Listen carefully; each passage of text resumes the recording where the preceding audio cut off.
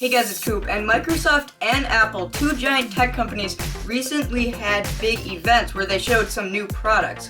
Today we're going to be talking about Microsoft's event, and more specifically the star of the show, which was by far the brand new Surface Studio. This is kind of a new take on a computer monitor hybrid. We've seen some of these in the past, like the iMac, but this is definitely more geared towards the creator. But we'll talk more about that later. So without wasting any more time, let's get started.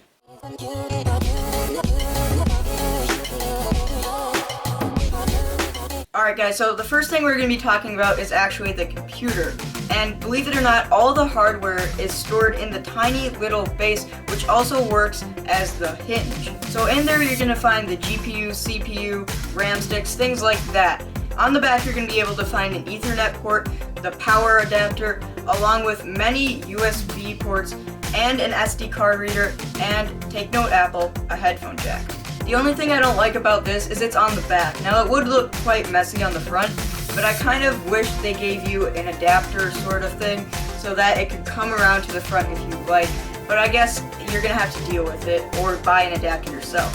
So next we're going to be talking about that giant touchscreen. So like I said, this is definitely geared towards the creator, and Microsoft's going to give you their Microsoft Pen or Pencil or whatever they're calling it these days, and we've seen that before, it's the same thing.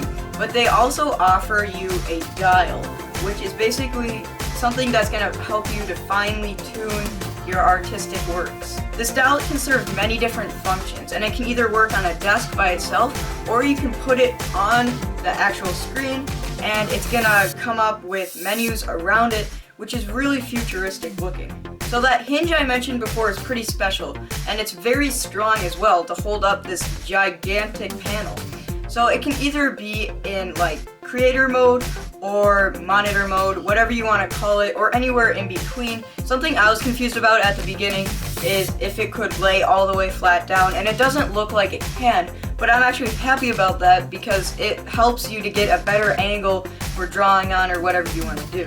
So you can pretty much spec this machine out any way you want. You can get up to a Core i7 processor with 32 gigabytes of RAM, so it's going to be quite beefy and probably going to be able to stand up to many other high-end productivity computers. If you are looking to use this for gaming or something like that, it's definitely not going to be the best, as it's totally geared towards the creator and productivity, and it can just be used as a computer, but once again for gaming, probably not the best. Alright guys, so there's a lot more I could talk about here and go a lot more into detail, but I just wanted to give you this quick overview. And my opinions are that this thing is awesome. I think it can totally compete with the iMac when it comes to features. Now I'm going to be talking about the price here, and this is pretty much the only bad thing I see about this product. So if you're going to get the lowest end version of this, it's going to cost you around $3,000. So just let that sink in for a minute. $3,000. That is a lot of money, and you could buy a good PC along with a good monitor for that price and still save a lot for accessories. Now, even more surprising than that is that the top spec model costs $4,200.